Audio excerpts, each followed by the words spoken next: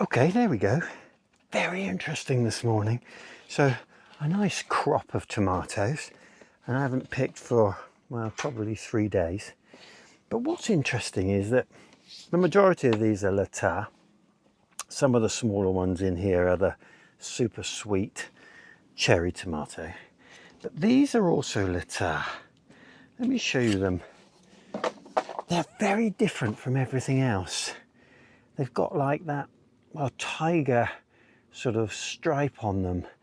And I'm wondering whether these are my own saved seed and whether the plants that I saved had been cross-fertilized with another variety. But they're almost like a Tigerella type tomato. Very interesting. Looking forward to tasting those to see what they're like. So I've got one bush there that's doing that, and I've got one down there that's doing it. Oh, I can see another couple of ripe ones. You just keep finding them. There it is, that's that bush again with that striped fleck in it. Very interesting. So that's my tomato harvest for this morning. On to the beetroots.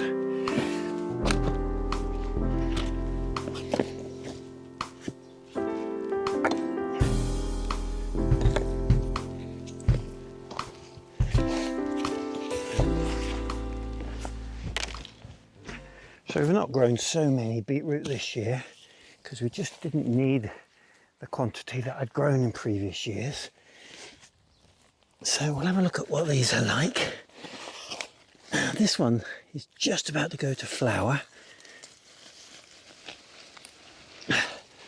Quite a nice size. There's 3 different varieties in here. Take the tops off. There we go, that's one. This was a nice one. Now that is a fantastic beetroot. Just beautiful.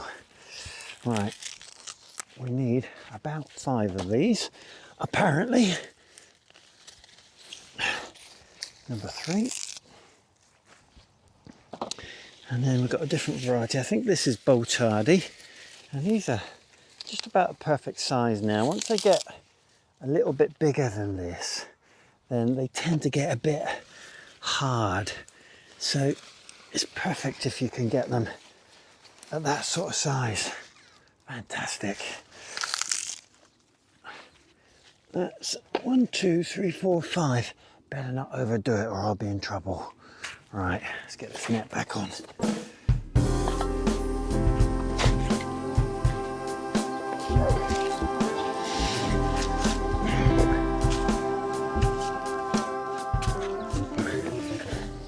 Now I like broad beans at any stage of development, but Mrs. K particularly likes them when they're very small and sweet. So I'm just going to check these. Yeah, I think they've probably got a couple of days to go before I start harvesting, but oh, they are so good. I'm not going to take any home. I'm going to eat them all. Don't tell her. Occasionally, she doesn't watch my videos. I bet she watches this one. Fresh Charlotte potato. So, these are coming out in the interest of understanding how they are faring. Right, let's get the tops off. And this will be the first potato reveal of the season. Look at that. I can just taste that. Right, they're all going into my trug. Let's get the grass off the top. And yeah, they're that beautiful size for salad. And this Charlotte potato, it really is a salad potato. But the longer you leave it, the more it sort of turns into, well, just a normal eating potato, and they keep extremely well. But this is looking good. Every little dig reveals a few more, and there are some little ones that, to be honest, would go on to develop really well. But the main thing is I get an understanding of what the rest of these are like, and I've got to say they're looking good. So I'll keep watering them every day if I can, and hopefully we'll end up with a lot of nice potatoes. There's going to be I reckon there'll be a pound in here, perhaps more at the rate I'm going now. It is quite exciting revealing your potatoes. Us gardeners, we're amused very easily when it comes to vegetables. Right, I've got quite a big root here. One potato on it. Lots of little ones still to develop. But all the signs are good. I don't seem to have any markings on them. No scab, which is always good to see. Right, I'll get to the bottom of this and show you what I got.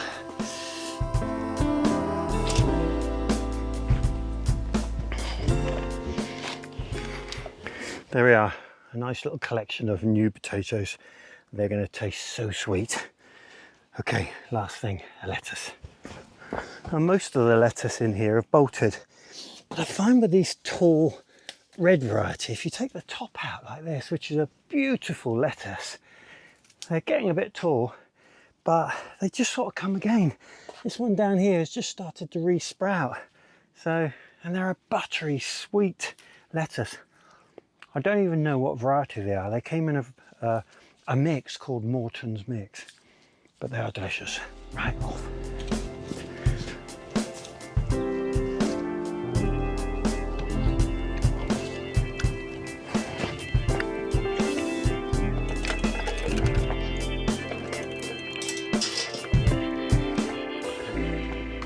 New way of cooking beetroot. 4 hours on high, wrapped in foil. Never done it before, but we're going to see what it's like. Right, we're just going to switch that off now. If you want a more detailed account of what's going on here, the YouTube channel Frugal Money Saver is where you need to head. But the principle is that the slow cooker is that much cheaper than using any other cooking method. So I forgot to mention that we put olive oil on the surface of these before we put them in the silver paper, and yeah, they are cooked superbly, nice and soft. Take these other two out, and then these will be left to cool, and then the skins will just float off without any problem at all. At least that's the plan. So I'll bring you back when they've cooled off. So this is Mrs. K's jam store so far, and we've got 6, 7 pots of raspberry jam.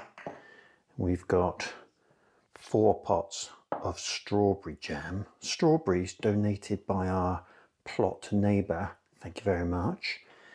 And this is the really precious one, red currant jelly and raspberry. So absolutely no pips in that. Gorgeous stuff. And for all those red currants that you pick, you get very little of this, but we have got another big batch straining at the moment. So that'll probably be our supply of jams for this year, because, well, you can give it away, but you can only eat so much. Okay. Oh, and in this one, basil and tomatoes in olive oil, ready for lunch. Yum.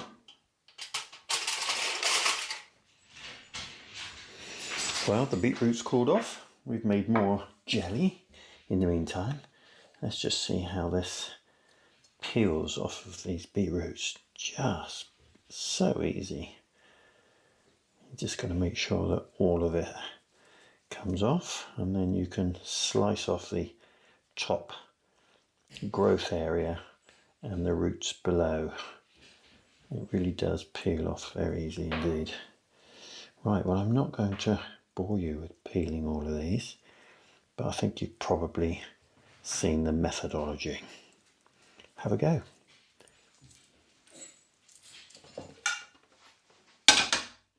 Well, I got a little bit of unwanted help there from Mila, but there we are. Just so happened to pick 3 different varieties, and don't they look extremely delicious? Well, I know there's been an awful lot of YouTube coverage of this pump by Bosch, but I've had a number of people in the comments ask me if I would just go over what it is and what I do with it. And it's powered by one of these 18-volt batteries, 2.5 amps, I think that is. But basically that is a suitable battery for a number of the Bosch range of tools. And the kit comes with a charger, which is really very simple. You just slide it into the battery and it flashes away all the time that it's flashing, it's charging, and when it stops flashing, it's fully charged.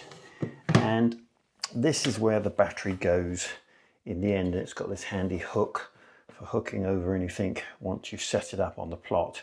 And this strap comes up and the front comes off, and then the battery slides on in exactly the same way into the unit. And you can see it just sits there, and for its protection, I guess, and keeping it waterproof, this strap goes on and clicks shut.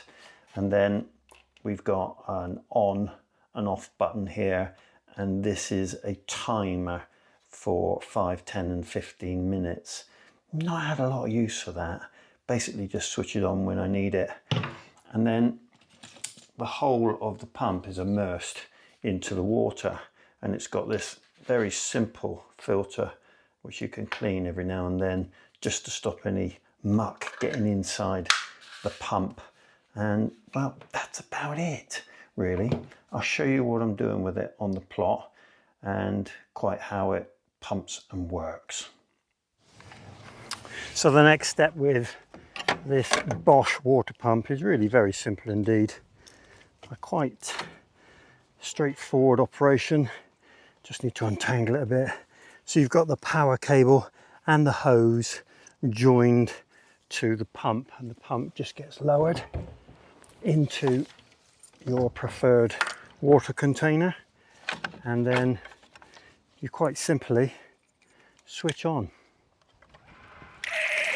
And the pressure from this is quite considerable, and it will push through at least 2 full-length hoses uphill without any problem at all. Right, that's ready for tonight, when it will definitely be needed. And we find that one effective way of storing our produce for the winter months is to put it into ice cubes and freeze it. And we do that with the basil. We also do it with the coriander. And I'm just going to snip these coriander plants. It smells delicious, by the way. And we'll just see if we can get a few more periods of growth from them. I'm hoping that if I leave the right shoots, that it will continue to grow upward again, and then we can put all of this into some ice cubes, and that'll be great for later on in the year. I'll show you what I'm going to do with these. Okay, back in the kitchen, and all I'm going to do now is take off the best bits of the coriander. I'll try not to put in the really thick stalks, but there's plenty of leaves on here, and they're going to go into this liquidizer, and I'll give them a good zhuzh up and just see whether there's enough moisture or not. If there isn't, we can add a bit of oil, and then we can turn those straight back into the ice cube tray and freeze them. That's the plan. Right, let's get all this picked off these stems.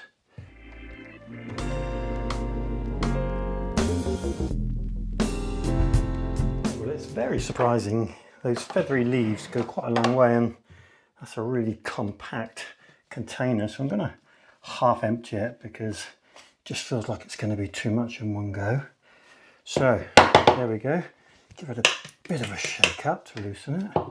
Put the top on. Oops, wrong way around. And then onto the liquidizer, and we'll see how we get on.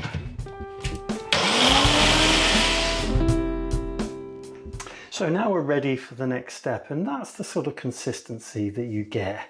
A sort of minced coriander and to some degree some stems, but if you get any big stems you want to remove, then that's fine. And then this is going to go into the ice cubes literally by the spoon load and get it about 3/4 full in each of these. And then what we'll do is drizzle some oil on top, and you can use your preferred oil for that purpose. And this is going to make quite a lot of ice cubes. As you can see, we're not really getting through the bulk of it, but I'll get on and fill this tray up and show you what we do with the oil. Okay, and they're not packed too densely because we do want this oil just to seep into them. And I'll work my way across all of these, and then they go straight into the freezer. And we'll have cubes that we can turn out and start the process again. And I'll finish off those last bits of coriander in the next batch. Right, good to go. And while I went to the freezer there, I thought I'd just get out the basil cubes to show you what they're like. And that's the basil minced in much the same way with some oil and frozen in ice cubes, and they're fantastic for adding to all sorts of cooking throughout the course of the year. Good times. Well, prolonging the use of your vegetables throughout the year is part of the skill of making sure that you've got a full supply of veg that you've put effort into all year long, and you can reap the benefits on some of those cold wintry days. So it pays to preserve, to freeze, and any other method you've got of preserving your vegetables for a longer life. And of course some things store really easily as well. So I hope you enjoyed today's video, a bit different, and if you did, well, why not like and subscribe?